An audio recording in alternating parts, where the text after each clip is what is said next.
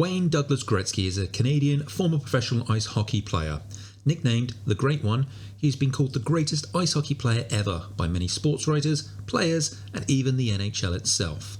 Gretzky is the leading career goal scorer, assist producer, and point scorer in NHL history, and has more career assists than any other player has total points. In June 1978, he signed with the Indianapolis Racers of the World Hockey Association, where he briefly played before being traded to the Edmonton Oilers. When the WHA folded, the Oilers joined the NHL, where he established many scoring records and led his team to 4 Stanley Cup championships. He played 20 seasons in the National Hockey League from 1979 to 1999, and he is the only NHL player to score over 200 points in one season, a feat which he accomplished 4 times. He has won 9 Hart trophies throughout his dominant career. He competed for Team Canada in the Olympics and is known to have changed the way hockey was played forever. Today, we're taking that 17-year-old rookie and putting him into the 2024 draft, with his attributes being as they were at that time. From here, we'll simulate his career to see if he obtained the same kind of career he had back then. Season 1 began with the NHL Draft, where to no one's surprise, Gretzky was picked first overall in the draft by the San Jose Sharks. Within a couple of weeks, they make it official, and he is offered his entry-level contract. He is, however, unable to get his season going, having been hampered by a couple of injuries. On September 30th, he fractured his thumb, which put him out of opening night and most of the pre-season. And on November 20th, he strained his anterior cruciate ligament, putting him out for 22 days. The regular season ends with the Sharks sitting at 28th in the league and missing out on the playoffs entirely. Gretzky is nominated for the Calder Trophy and wins it, as well as the All-Rookie All-Star Centre. Gretzky ends season 1 with 73 points from 60 games instead of the 137 from 1979. With roughly 1.2 points per game, even if he'd managed to play the entirety of the season, he'd not have hit his original 1979 points. Gretzky starts season 2 off with consistent starts for the Sharks, and as the new year rolls around, they sit second in their conference, but 13 overall in the league. This, however, isn't down to Gretzky's performance though, as he sits 12th in overall points and sits at 1.13 points per game. As part of Team Canada, he gets to the finals of the Winter Olympics, putting one past Samuel Ersson with just under 3 minutes left in the third to give his team the victory against Team Sweden and the gold medals. Heading to the end of the season, and Gretzky gets a slew of award nominations. He's nominated for the Hart Trophy for the Most Valuable Player, the Lady Byng for Best Sportsmanship, the Ted Lindsay for Most Outstanding in the regular season. He doesn't get them all, but he does land the Ted Lindsay, as well as ending up the All-Stars second centre. Season 2 ends with the Sharks second in the Pacific Division and 9th overall in the league. Gretzky makes it 114 points in 82 appearances and is second overall in assists and points behind Connor McDavid. Sadly, the Sharks are swept by the Golden Knights in the first round of the playoffs as injury strikes. In the second game, Gretzky goes off with a fractured hip and has a recovery time of 3 to 4 months. Season 3 begins with Gretzky still recovering from his hip injury, and because of this, he misses the first couple of games of pre-season. Less than a month after returning, he then goes back off with a sore back, and due to this misses the opening night, and he's now only appeared in 1 of his 3 season openers. In December, Gretzky tops the annual NHL player polls for Best Skater, and in February, he is selected for Team Blue in the NHL All-Star competition, winning in the shooting accuracy competition and the fastest skater. In the All-Star game, it goes to overtime at 7-7 and then to a shootout. Gretzky puts his away after McDavid misses and Team Blue win. After that game, Gretzky is given a new 3-year deal worth $9.8 million a year. In the league, San Jose end the regular season at 22nd in the league and again miss the playoffs. Gretzky puts up 100 points over 81 games, but only makes it to 10th in the league with that tally. He does, however, score the highest overall game rating of the year. He's 4th in the overall and 6th in defence ratings. With the highest amount of takeaways and 2nd in game-winning goals, it does appear that his team may be letting him down. The awards are once again announced and Gretzky is again nominated for the Hart and the Ted Lindsay Award, but he fails to win any this year. He does have better luck in the IIHF World Championships, as he is again part of the Canadian gold medal winning team, and he sits at the top for goals and points.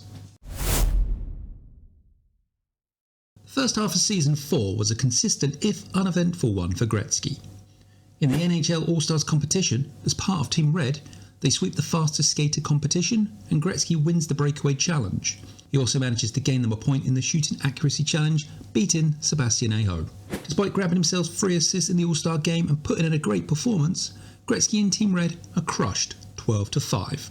The Sharks finished the regular season 15th in the league, with Gretzky achieving 96 points out of 82 games, and a long way off from the 155 points that McDavid put away that year.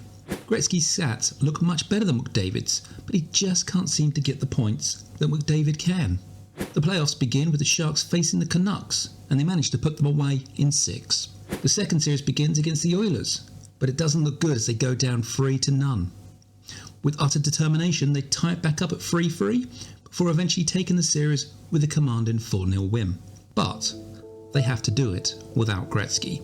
On May 13th, he goes down during the game, and the team later announced that he has suffered a detached retina and will miss the rest of the playoffs. In the third round against the Wild, both teams trade wins against the other, before the Sharks claim the series 4-2 and face the Buffalo Sabres in the final. Much like they've done with Detroit, Ottawa and the Rangers, the Sabres breeze through the finals and sweep the Sharks to take the Stanley Cup.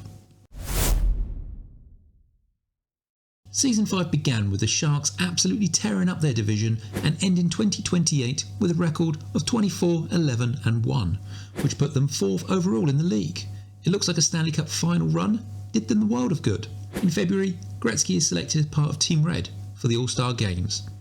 Whilst not being thrashed this year, they do lose 4-3, with Gretzky getting a goal and an assist, as well as picking up the first star. Award season comes around again, and Gretzky once again gets the Hart Trophy and Ted Lindsay nods. He sadly doesn't win anything to add to his Calder and Ted Lindsay that he won years ago now. The season ends with the Sharks getting their best points total since 2013 with 105 points, and they sit at the top of the Pacific Division and 5th overall in the league. Despite finishing 4th in overall game rating, 11th in offensive and defensive ratings, Gretzky doesn't crack the charts and finishes the 18th best player in the league. Continuing their run of form in the division, the Sharks clear the first round of the playoffs 4-2. With Gretzky getting a goal and 4 assists throughout. In the second round they face Calgary and sweep them, with Gretzky claiming 2 goals. In the third round they face the Dallas Stars, and after trading wins in the first couple of games, the Stars turn things around and take the series 4-1. Much like the Sharks the year before, the Stars get brushed aside by the Sabres, who then claim back-to-back Stanley Cups. Season 6 starts and Gretzky comes out of the gates swinging.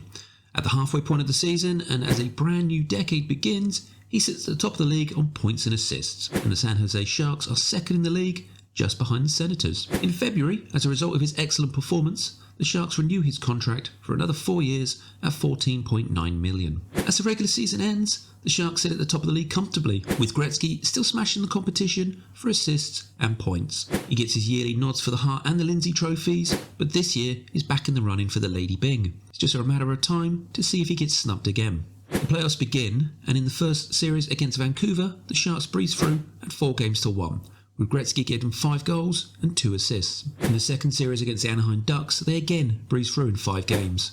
This time, Gretzky gets 4 goals and 4 assists. In the third series against the St. Louis Blues, sadly the tables are turned and the Blues take it 4-1. Gretzky can only put up 3 goals and an assist. Sweet revenge though, as the Blues are swiftly put in their place by the Senators, who get past them in 5 to take the Stanley Cup. Gretzky gets his best tally, winning the Ted Lindsay as well as the Art Ross, and he finally gets the Hart Trophy. The season ends with the naming of the All-Star team, with Gretzky announced as the first centre, beating out Connor McDavid. So at 7 years into the save, I think we're going to leave it here.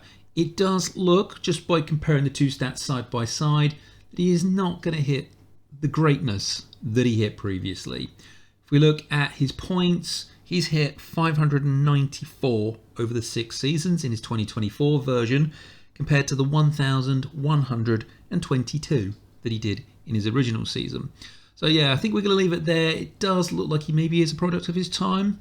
Could well be that it's just the fact that he was with San Jose. If you do look at his plus minuses over those years he was with San Jose, he's got very, very few. The last couple of years, it definitely looks like it's been picking up. But the first couple of seasons, a -13, a +16, a -1. If you then look at how he did with the Oilers, plus 21, plus 28, plus 26, 59, 39. So, is it the San Jose? Is it the fact that players back then were just not as good as he was? Let me know in the comments section. Two things I want to know. One, is he a product of his era? And the second thing I want to know is, shall we carry on? Shall we run him through until 2034 and see if his career does pick up? See if he can actually finally retire as the Great One, or if he's just going to languish at San Jose forever. But anyway, thank you very much for watching, guys, and I will see you on the next one.